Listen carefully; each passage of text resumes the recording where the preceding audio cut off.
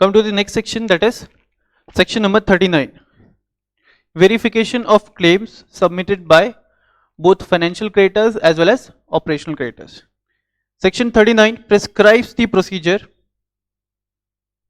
to be followed by the liquidator for the verification of claims.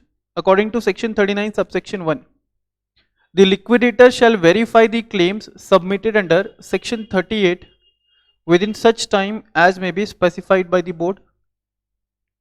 मुझे एक बात बताओ, टाइम पीरियड कितना स्पेसिफाई किया था अभी? टाइम पीरियड कितना स्पेसिफाई किया था सर? 15 डेज था क्या सर? 20 डेज था क्या? 30 डेज तो नहीं था सर? बताओ मुझे time period, anyone? Time period for the submission of claims कुछ याद आ रहा है? मेरे हिसाब से तो 30 डेज होना चाहिए sir. 30 days. Yes, the liquidator may require any creditor or the corporate debtor or any other person to produce any other documents or evidence which the liquidator thinks necessary for the purpose of verifying the whole or any part of the claims submitted. ठीक है, यह है section number 39. यह है section number 39. Is it clear? Now come to the section number 40. तो section number 39 में कुछ भी नहीं है, ये बात करता है सिर्फ the procedure to be followed by the liquidator for verifying the claims submitted by the financial creditor as well as operational creditor.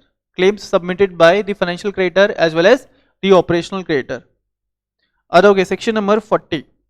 Section 40 lays down the procedure for admission and rejection of claim. Procedure for admission as well as rejection of claim. देखो, admission और rejection of claims. The liquidator may, after verification of claims under section 39, can either admit or reject the claim in whole or in part as the case may be. मान लो कि तुमने claim raise किया था 4 लाख रुपए का. अब यहाँ पे 3 पॉसिबिलिटी है. तुम ऑपरेशनल क्रेडिटर हो, तुमने 4 लाख रुपए का क्लेम रेज किया. 3 पॉसिबिलिटी है, या तो तुम्हारा क्लेम एडमिट कर लिया जाए, ठीक है, और एडमिट किया जाए पूरा 100% क्लेम, तो 4 लाख रुपए तुम्हें पे किया जाएगा, या तो तुम्हारा क्लेम रिजेक्ट कर दिया जाए, ठीक है, या तुम्हारा क्लेम एक्सेप्ट किया जाए but only on partly basis. तुम्हारे हिसाब से 4 लाख रुपए, बट लिक्विडेटर के हिसाब से ये अमाउंट 3,20,000 रुपीज ही होना चाहिए था. ठीक है, ये अमाउंट 3,20,000 रुपीज ही होना चाहिए था. तो वहां पे liquidator may accept your claim, liquidator may accept your claim but on partly basis. Liquidator may accept your claim but that would be accepted on partly basis. That would be accepted on partly basis. बात समझ में आ रही है क्या? However, अगर reject किया या acceptance on partly basis हुआ तो तुम्हारे पास ऑप्शन है, तुम्हारे पास ऑप्शन है to file an appeal against the liquidator. पढ़ेंगे अभी आगे, ठीक है. देखोगे, the liquidator may after verification of claims under section 39 can either admit or reject the claim in whole or in part as the case may be. But if the liquidator rejects a claim, he shall record in writing the reasons for such rejections. Communication of decisions. The liquidator shall communicate his decision of admission or rejection of claims to the creditor and the corporate debtor within 7 days of such admission or rejection of claims. In either case of rejection or admission of claim, it needs to be communicated. It needs to be communicated to the creditor and corporate debtor within a period of 7 days from the date of admission or rejection of claim. Within a period of 7 days from the date of admission or rejection of claims. है ना? अब आ जाओगे next section पे, section number 41.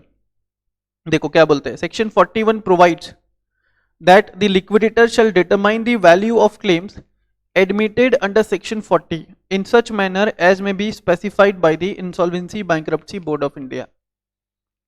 ठीक है, section number 41 में liquidator shall determine the value of claims admitted under section 40 in such manner as may be specified by the IBBI. तो ये बात करता है in respect to the valuation of claims of creditors, है ना, accepted in accordance with the guidelines provided by the IBBI. Then देखो appeal against the decision of liquidator, तो liquidator के अगेंस्ट आप अपील कब फाइल करोगे? When your claim is either rejected or your claim has been accepted but on partly basis, or your claim has been accepted but it has been accepted on partly basis. देखोगे section 42, a creditor may appeal to the adjudicating authority against the decision of the liquidator for accepting or rejecting the claims within 14 days of the receipt of such decision.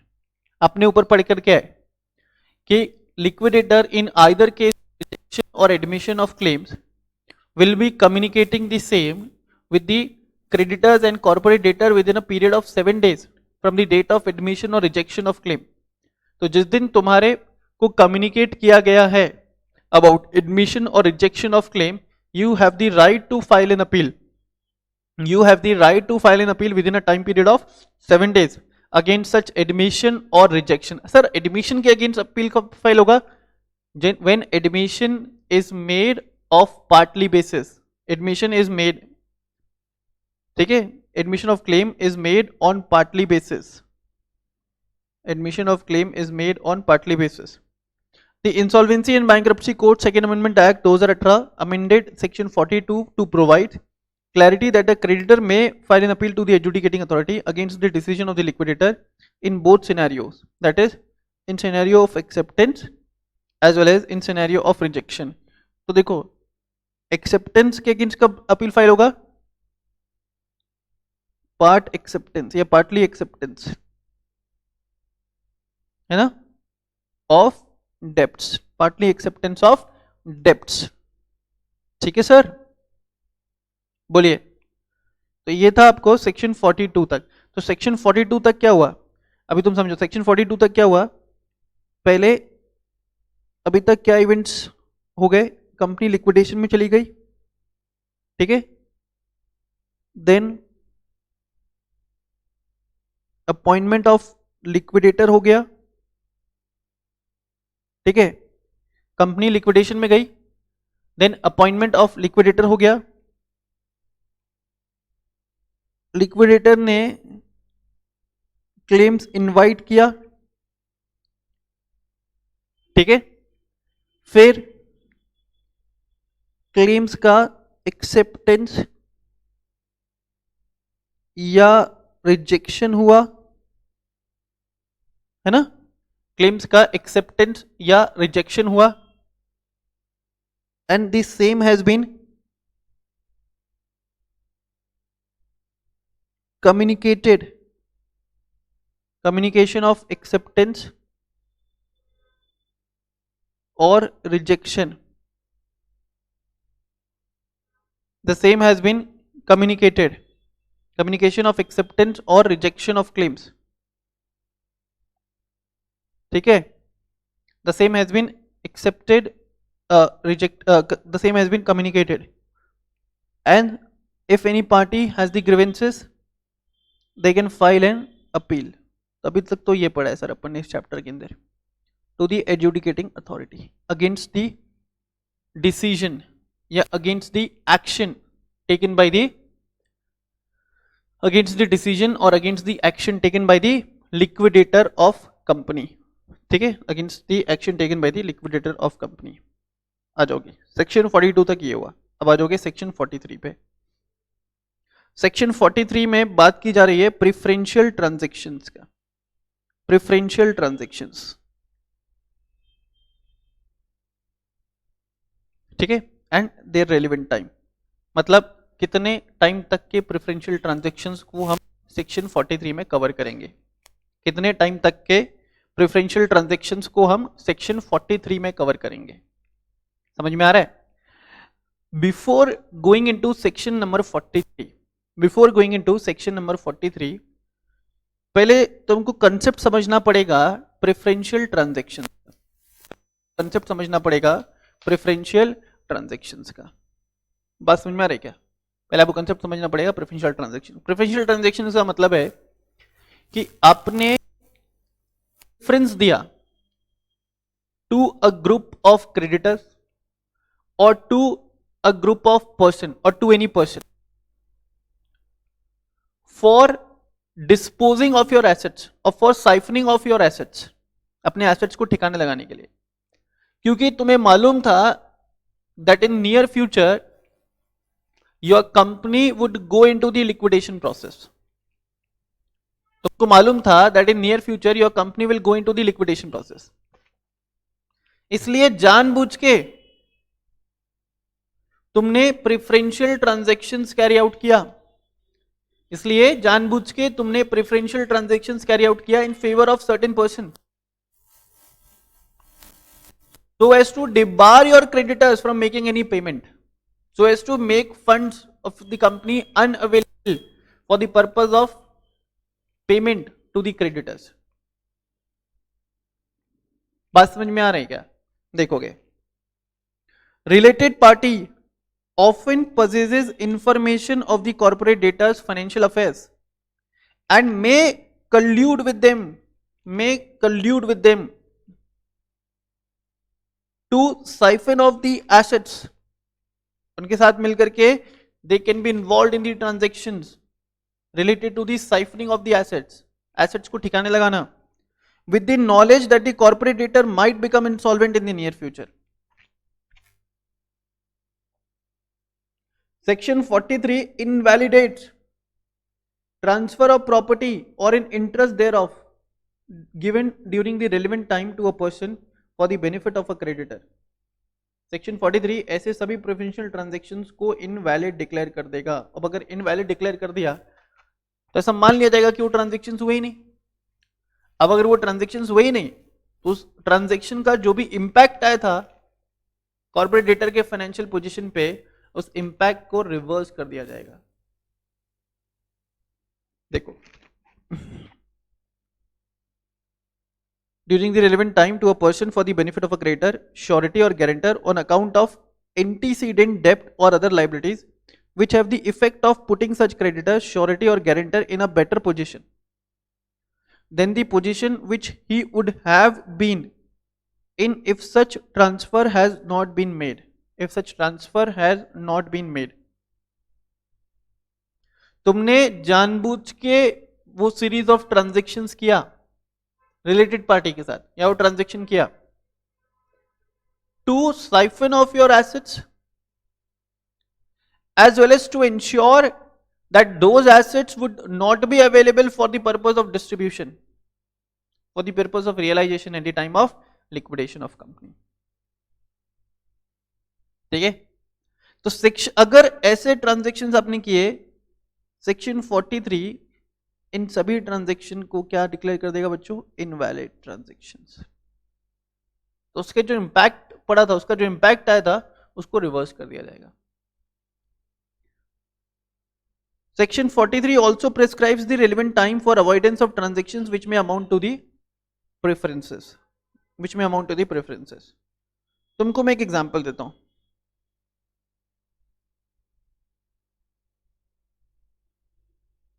मान लो कि ये है mister A, एक example दे रहा हूं समझाने के लिए, ठीक है। Mister A on 6th of January 2020 has made a gift of a house property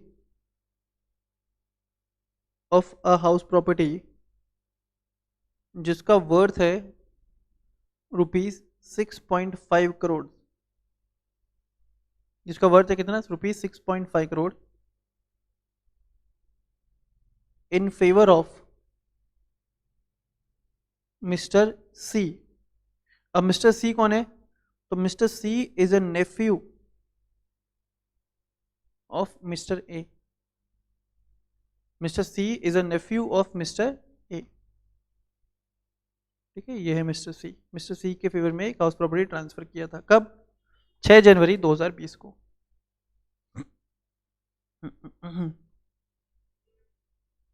ठीक। एंड इन्होंने एक कार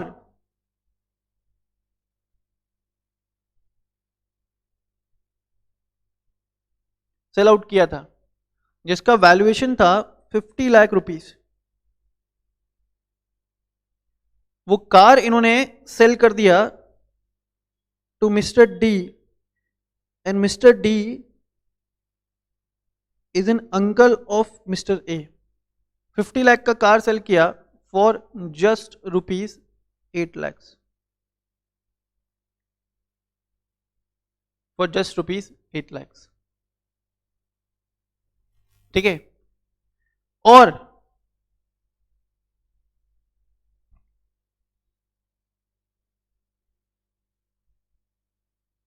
देखना है ना,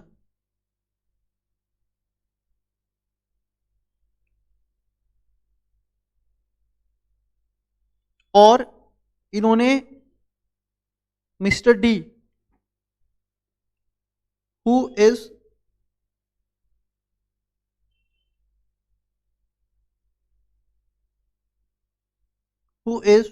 one of a business partner of Mister A, business partner भी है और मिस्टर डी ना क्रेडिटर भी है। ठीक है, अनसिक्योर्ड क्रेडिटर है बेटा। इनको इन्होंने पेमेंट किया है रुपीज 8 करोड़ का। ठीक है, towards dischargement of all, towards dischargement of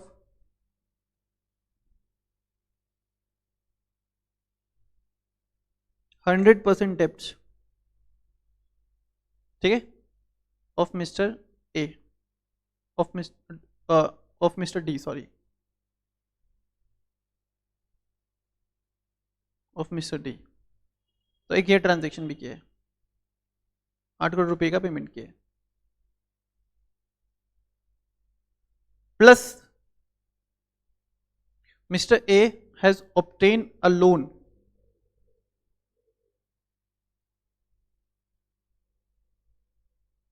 from a firm XYZ and associates, और उस फर्म में ब्रदर XYZ लिमिटेड में, XYZ एंड एसोसिएट्स में brother of Mister A is a partner, is a partner. Sir आपने इतने सारे transactions लिख दिए। हाँ बेटा, मैं सारे कॉन्सेप्ट एक एग्जांपल में कवर कर लेता हूँ। ठीक है, अब समझना, ये सारे ट्रांजेक्शन्स किया मिस्टर ए ने between 6th of January to 30th of June 2020 के बीच में। अच्छा, लोन लिया ना, तो लोन लिया था eight the rate of 60% per annum. Loan लिया at the rate of 60% per annum, 60% per annum पे लोन लिया। और ये सारे ट्रांजेक्शन्स किए between 6th of January to 30th of June। He was involve in a series of transaction. And 15 September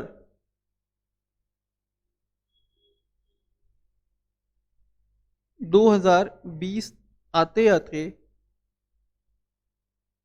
mister A IRP में चले गए, and 15 सितंबर 2020 आते आते मिस्टर ए IRP में चले गए, एंड 15 मार्च 2021 तक आते आते वो बैंक्रप्सी प्रोसेस में चले गए।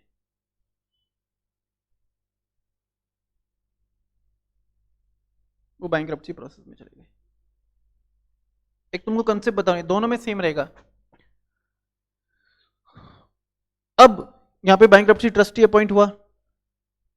जब वो सारे ट्रांजेक्शन के वैल्यूट करता है तो देखोगे मिस्टर ए ने ये जो ट्रांजेक्शन किया था ना, ये ट्रांजेक्शन, ये जो गिफ्ट का ट्रांजेक्शन किया था, ये ट्रांजेक्शन है एक्चुअली फ्रॉडुलेंट ट्रांजेक्शन। इन्होंने सिर्फ इसलिए किया so as to dispose of the assets, so as to make the assets unavailable for the purpose of distribution, for the purpose of realization। समझ रहे हो? फ्रॉडुलेंट ट्रांजेक्शन है, जानबूझ के ऐसा किया। मिस्टर ए को मालूम था कि नियर फ्यूचर में mister A will go into the insolvency resolution process or into the bankruptcy process, his assets will be seized. तो भाई जितने एसेट्स हैं ना उनको ठिकाने लगाना स्टार्ट कर दिया। ये फ्रॉडुलेंट ट्रांजेक्शन। यहाँ पे क्रेडिटर को, अनसिक्योर्ड क्रेडिटर को 100% डेप्ट का सेटलमेंट कर दिया, क्योंकि वो क्रेडिटर इनका रिलेटिव पार्टी था। तो यहां पे इस क्रेडिटर को इन्होंने क्या दे दिया बच्चों? प्रेफरेंस दे दिया ओवर दी अदर क्रेडिटर्स। इस क्रेडिटर को यहां पे इन्होंने क्या कर दिया? प्रेफरेंस दे दिया ओवर दी अदर क्रेडिटर्स। तो इसको अपन बोलेंगे प्रेफरेंशियल ट्रांजैक्शन। क्या बोलेंगे? Preferential transaction. ठीक है। अब यहां पे क्या किया? 50 लाख रुपए की चीज 8 लाख में बेच दिया। 50 लाख की चीज 8 लाख में बेच दिया, जिसका वैल्यूएशन 50 लाख था उसको 8 लाख में बेच दिया। तो इसको मैं नाम दूंगा under valued transaction.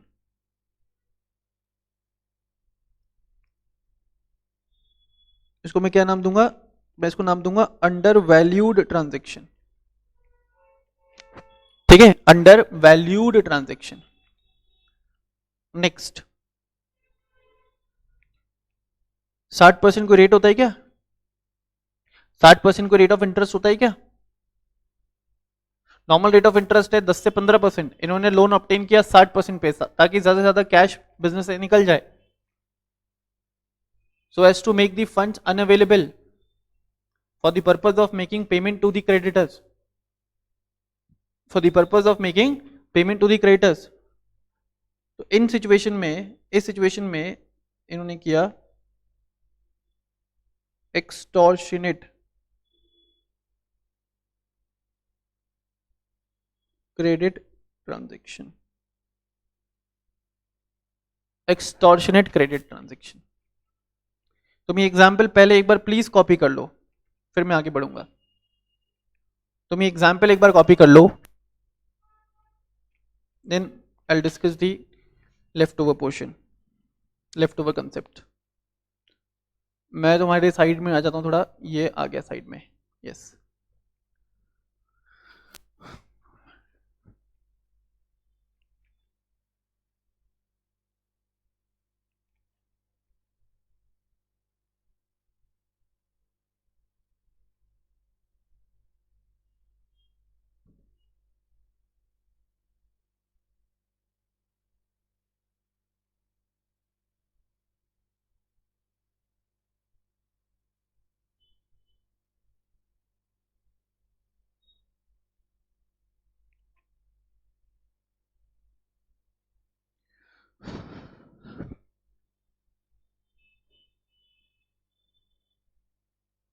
Is copied?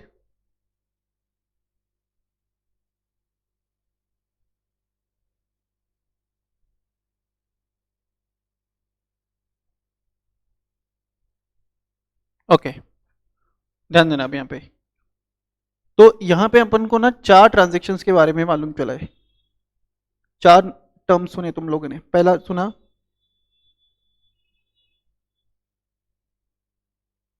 Preferential transactions, ठीक है, सेकंड टर्म सुना तुमने,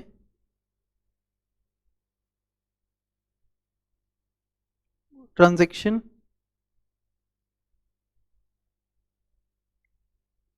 entered into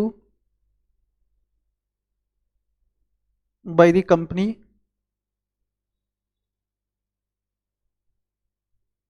with an intention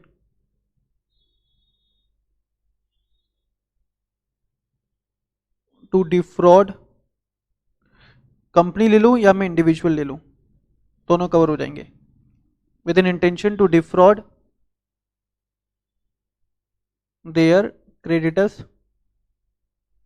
ये हो गया दूसरा transaction. And third one is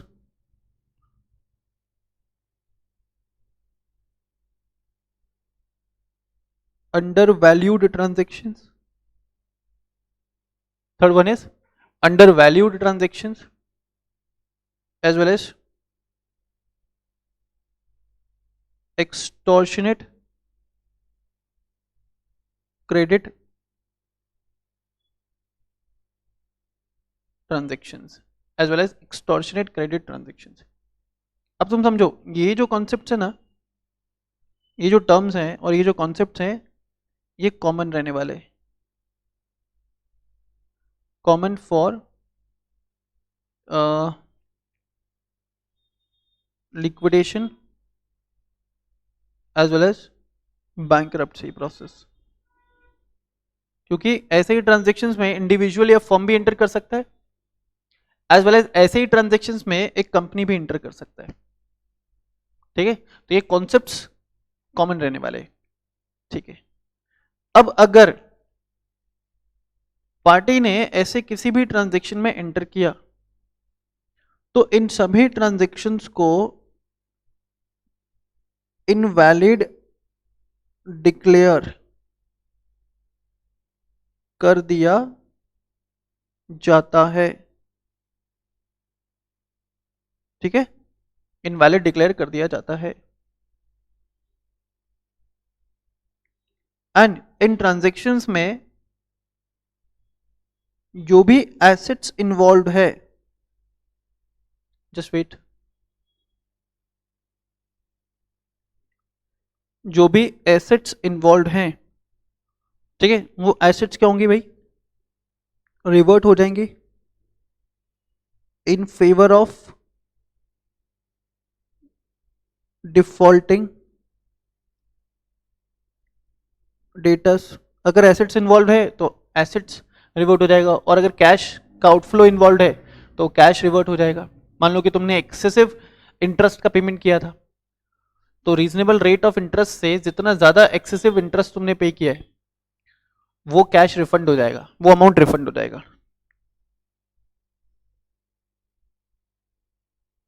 ठीक है, in favour of debtor, and it will form part of liquidation estate in case of company.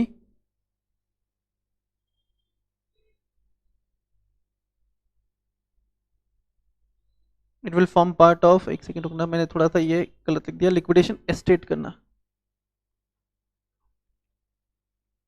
है ना, and it will be available for realisation. तो ये था कॉन्सेप्ट. अब प्रोविजन पढ़ोगे ना तो फटाफट से पढ़ के खत्म कर देंगे. प्लीज पहले आप इसको कॉपी कर लो,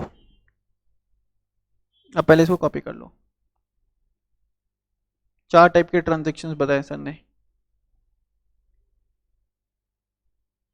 कॉपी कर दो पहले इसको, फिर मैं आगे बढ़ूंगा.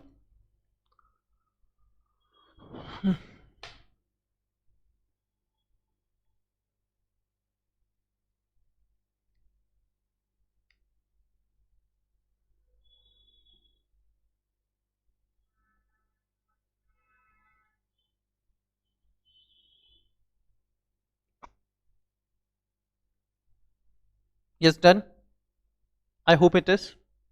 चलो आगे आ जाओ.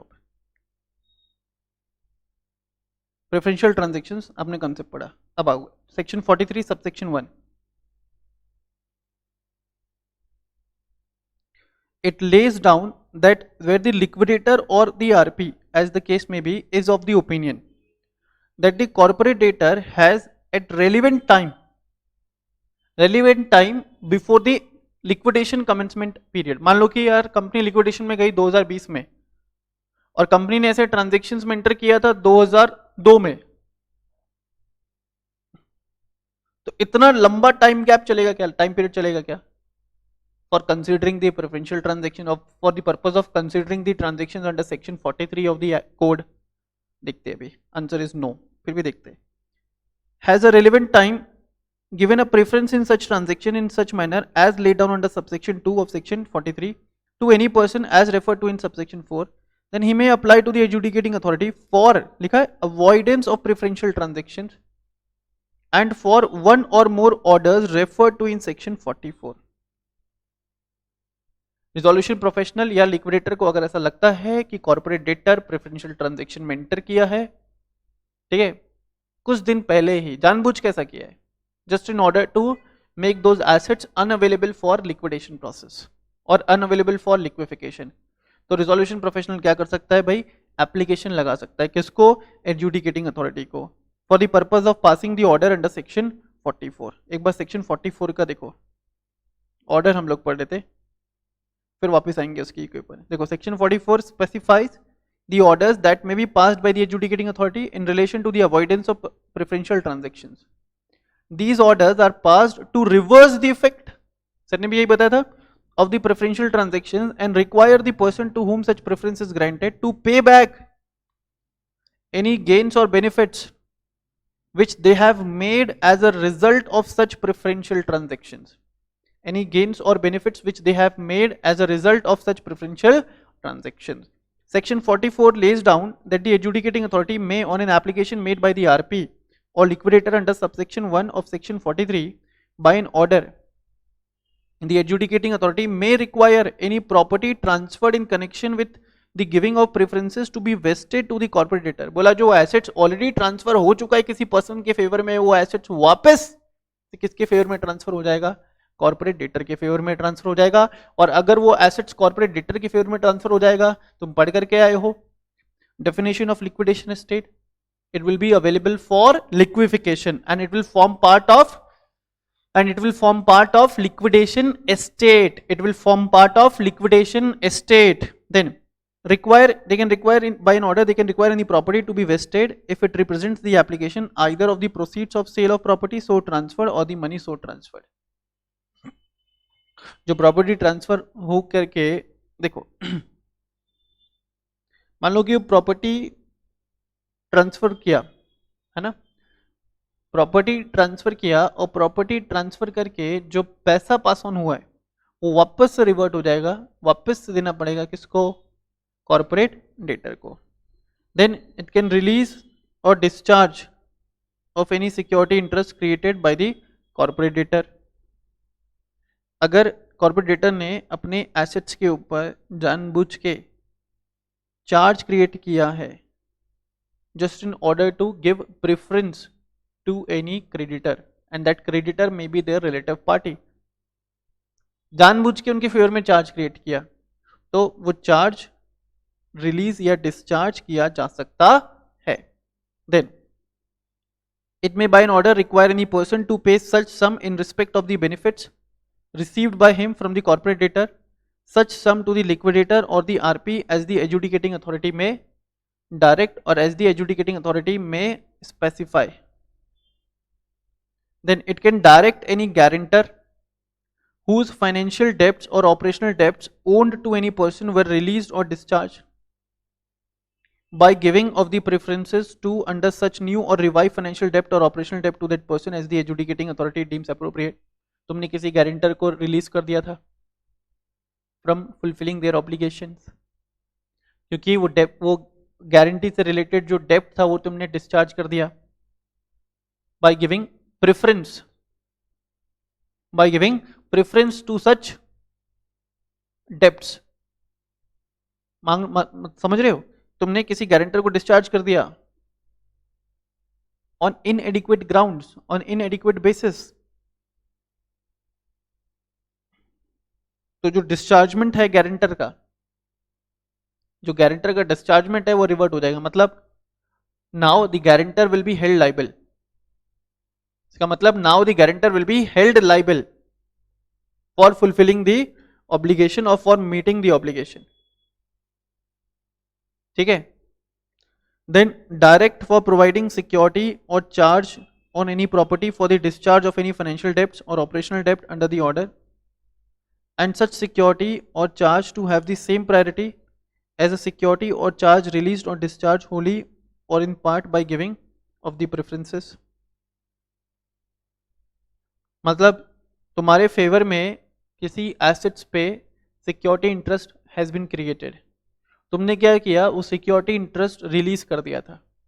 अब अगर सिक्योरिटी इंटरेस्ट रिलीज कर दिया तो right to enforce the security interest भी तुमने रिलीज कर दिया ना।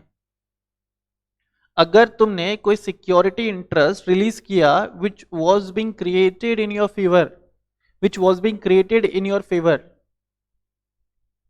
तो ऐसे रिलीज ऑफ सिक्योरिटी इंटरेस्ट के इंपैक्ट को भी रिवर्ट किया जा सकता है by an order of adjudicating authority or through an order of adjudicating authority. I hope it is clear now.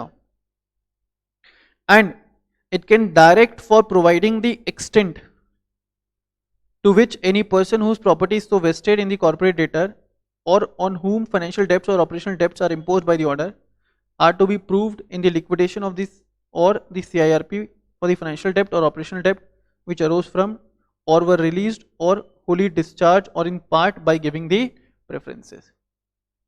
मतलब समझ रहे हो, एजुडिकेटिंग अथॉरिटी में पास एन ऑर्डर, एजुडिकेटिंग अथॉरिटी में पास एन ऑर्डर, क्या ऑर्डर, कि कॉर्पोरेट डेटर के फेवर में जो भी फाइनेंशियल डेब्ट्स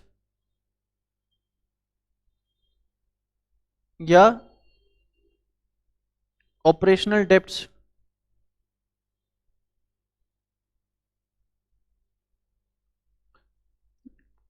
कॉर्पोरेट डेटर के अगेंस्ट जो भी फाइनेंशियल डेब्ट्स और ऑपरेशनल डेब्ट्स क्रिएट किए गए हैं या इनकर किए गए, जो भी फाइनेंशियल डेब्ट इनकर किया कॉर्पोरेट डेटर ने या जो भी ऑपरेशनल डेब्ट इनकर किया कॉर्पोरेट डेटर ने, बस में है क्या, इनको प्रूफ करना पड़ेगा कि that those debts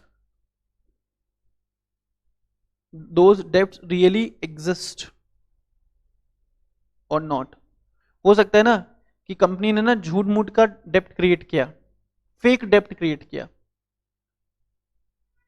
with the help of related party.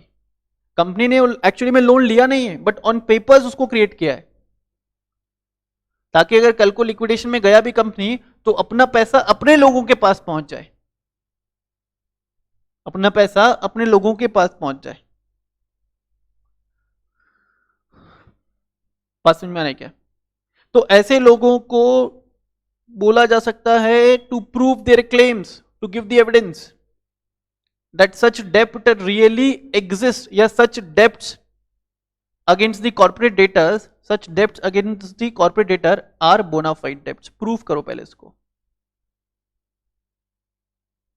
और अगर तुम प्रूव नहीं करोगे तो भाई हम ऐसे डेब्ट को क्या कर देते हैं, कैंसिल कर दिया। इसका मतलब कि तुमको कोई भी पेमेंट नहीं होगा, और अगर कर दिया है पेमेंट ऑलरेडी, पहले तो तुमको कोई पेमेंट नहीं होगा क्योंकि तुम्हारा डेब्ट्स बोनाफाइड डेब्ट्स नहीं है, और अगर पेमेंट्स ऑलरेडी कर चुके हैं तो भैया जो पेमेंट कर चुके हैं वो वापस दे दो, तो मुझे वो पेमेंट वापस दो so that I can make the payment to the other eligible creditors. Clear बच्चों? तो ये था सेक्शन 44 का ऑर्डर। अब आ जाओगे सेक्शन 43 में। ठीक है, when corporate debtor shall be deemed to have been given a reference or preference, sorry, कब मान लिया जाएगा कि corporate debtor ने preference दिया है?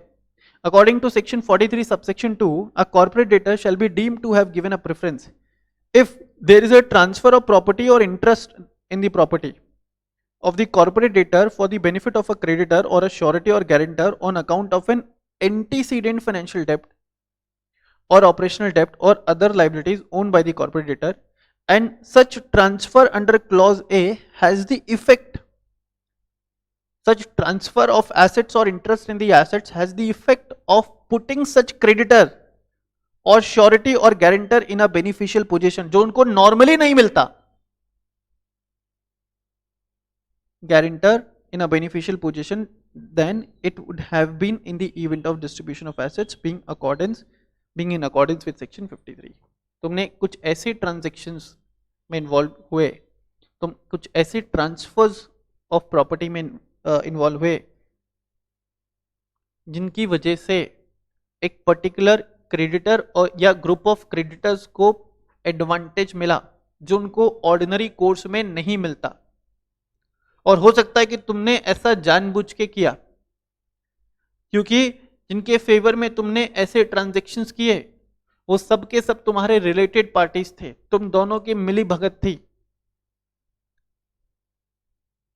ठीक है। तो अभी हम क्या करेंगे, अभी हम उन ट्रांजैक्शंस को इनवैलिड डिक्लेयर कर देंगे। इनवैलिड डिक्लेयर कर दिया, इसका मतलब कि जो भी बेनिफिट्स अराइज हुआ टू एनी पर्सन, जो भी बेनिफिट्स अराइज हुआ to any person, those benefits will be reverted back, those benefits would be reverted back. Is it clear? Is it clear? And it will form part of liquidation estate of corporate debtor. Now come to the next section, section 43 subsection 3, exceptions है। exceptions of section 43 में अभी तक जो भी पढ़ा preferential transaction, मतलब यहाँ पे अपन जो भी ट्रांजेक्शन्स पढ़ेंगे ऑल्दो प्रेफरेंशियल ट्रांजेक्शन्स की जैसा तुमको लग सकता है, लेकिन सेक्शन 43 यहाँ पे एप्लीकेबल नहीं होगा। देखो section 43 subsection 3 provides that for the purpose of subsection 2 a preference shall not include the following transfers: any transfer made in the ordinary course of business or the financial affairs of the corporate debtor or the transferee, any transfer creating a security interest in the property acquired by the corporate debtor to the extent that such security interest secures new value and was given at the time of or after signing the security agreement that contains a description of such property as security interest and was used by corporate debtor to acquire such property, and such transfer was registered within information utility on or before 30 days after the corporate debtor receives possession of such property. एक बार पढ़ लो, एक बार समझ में नहीं आएगा तुमको, मेरे साथ पढ़ लो, then I'll explain. Provided that any transfer made in pursuance of the order of the court shall not preclude such transfer to be deemed as giving of preference by the corporate debtor. Provided that any transfer made in pursuance of the order of court, ये हो गया। अब देखो पहला exception तुमको clear होगा। पहला exception है कि any transfer of property made in the ordinary course of business, any transfer of property made in the ordinary course of business, मतलब मान लो कि यार कंपनी का बिजनेस ही है buying and selling of assets, buying और selling of property, company का business ही यही है, बाइंग और सेलिंग ऑफ एसेट्स। तो वहां पे हो सकता है कि ये transfer ordinary course of business में हो। अब अगर transfer ordinary course of business में है, section 43 will not be attracted, section 43 will not be attracted, ठीक है। नेक्स्ट है एनी ट्रांसफर, इसको ध्यान से पढ़ना, any transfer creating a security interest, security interest in the property which is acquired by the corporate debtor to the extent that such security interest secures new value, such security interest secures new value and was given at the time of or after signing of a security agreement that contains a description of such property as security interest and it was used by the corporate debtor to acquire such property, and such transfer was registered with information utilities on or before 30 days after the corporate debtor receives possession of such property. देखो मान लेना है ना, ऐसा तुमको example देता हूं, मान लो कि ये मिस्टर ए है, ठीक है। अब mister A wants to purchase a bungalow और बंगलो तो बहुत ज़्यादा महंगा हो जाएगा उनके लिए, है ना।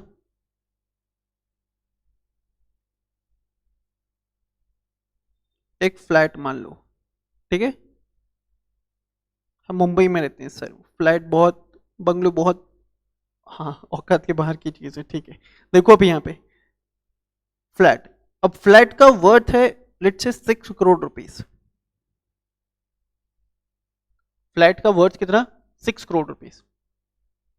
एंड मिस्टर ए के पास है 2 करोड़ रुपीस। इनके पास 2 करोड़ रुपीस का सेविंग है, लेकिन इनको फ्लैट कितने खरीदा है, 6 करोड़ का। तो what he will do, he will approach to any bank for obtaining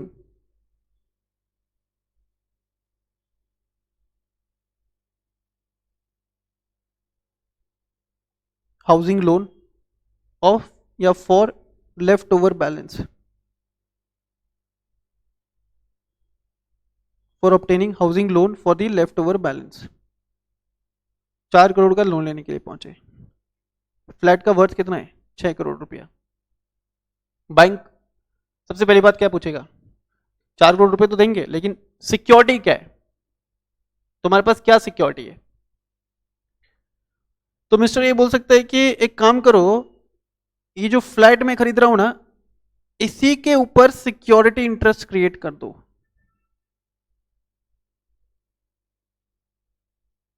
अगर मैंने आपके 4 करोड़ रुपया नहीं दिया, अगर मैंने आपको 4 करोड़ रुपया नहीं दिया, तो आप क्या करना, आप इस फ्लैट का पोजेशन मुझसे ले लेना, ओनरशिप मुझसे ले लेना, इसी के ऊपर सिक्योरिटी इंटरेस्ट क्रिएट कर दो। ऐसा होता है एक्चुअली में, आप अगर प्रॉपर्टी लोन लेने के लिए जाओ तो ऐसा होता है। तो बैंक ने क्या किया, उसी फ्लैट के ऊपर सिक्योरिटी इंटरेस्ट क्रिएट किया। बैंक ने क्या, सॉरी मिस्टर ए ने फ्लैट के ऊपर सिक्योरिटी इंटरेस्ट किया क्रिएट, जो फ्लैट वो परचेज करने वाले थे, जो फ्लैट वो परचेज कर रहे हैं, जो एसेट्स वो परचेज कर रहे हैं, उन एसेट्स के ऊपर ही सिक्योरिटी इंटरेस्ट क्रिएट किया फॉर ऑब्टेनिंग द लोन, ठीक है। And it is registered with आयु, आयु का मतलब information utilities, it is registered with आयु with in 30 days from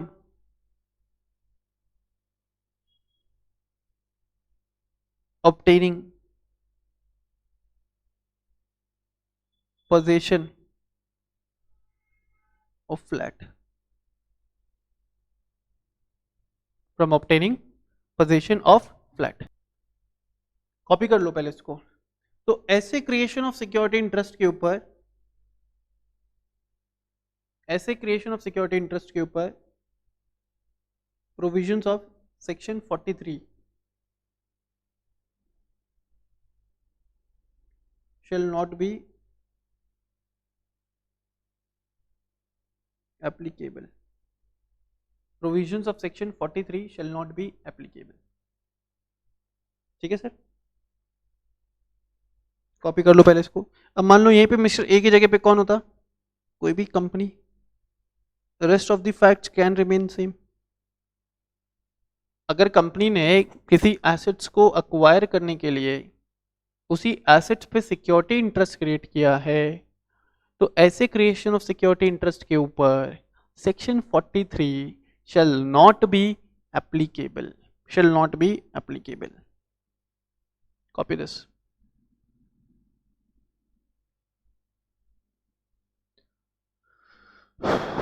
yes copied, चलो आगे आ जाओ।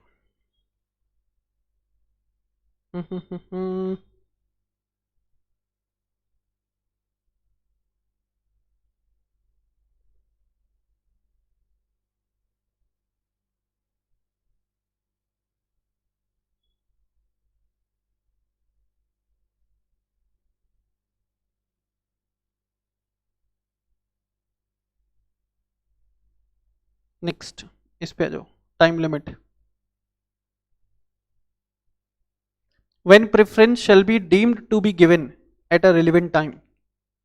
Section 43 subsection 4 lays down that a preference shall be deemed to be given at a relevant time if it is given to a related party during the period of 2 years preceding the insolvency commencement date. So for the purpose of section 43, तुम जो time limit लेकर के चलोगे इन respect of related party, that time limit is 2 years. In respect of related party, that time limit is 2 years. And other than related party है तो time limit is 1 year. पिछले 2 साल में अगर कोई ट्रांजेक्शन किया रिलेटेड पार्टी के साथ, अदर देन रिलेटेड पार्टी है तो पिछले 1 साल में कोई ट्रांजेक्शन किया which is falling within the ambit of transaction which is falling within the ambit of section 43 shall be covered here. ठीक है, तो सेक्शन 43 हो गया आपको एंड सेक्शन 44 भी हो गया आपको.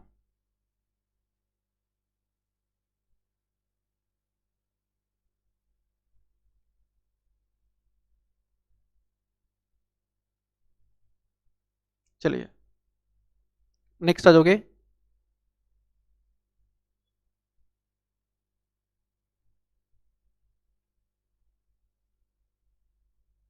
ओके, सेक्शन 44 में आपने पढ़ा था कंटेंट्स ऑफ ऑर्डर. क्या क्या ऑर्डर पास किया जा सकता है बाय द एडजुडिकेटिंग अथॉरिटी. क्या क्या ऑर्डर पास किया जा सकता है by the adjudicating authority in case of preferential transactions. Section 44 का एक्सेप्शंस है. Section 44 will not be applicable for all those transactions which have been undertaken or which have been entered into in good faith and for a value. देखो लिखा है an order by adjudicating authority under section 44 shall not affect any interest in the property which was acquired from a person other than the corporate debtor or any interest derived from such interest is acquired in good faith and for an adequate value. Require a person who received the benefit from the preferential transactions in good faith and for value to pay a sum to the liquidator or the resolution professional. एक बार पढ़ लो, मैं discuss करूंगा है ना. Presumptions for the purpose of this section, it is clarified that where a person who has acquired an interest in the property from another person other than the corporate debtor, property corporate debtor ने transfer नहीं किया, property transfer किया है corporate debtor के behalf पे किसी और person ने. प्रॉपर्टी ट्रांसफर किया है कॉर्पोरेट डेटर के बिहाफ पे सम अदर पर्सन.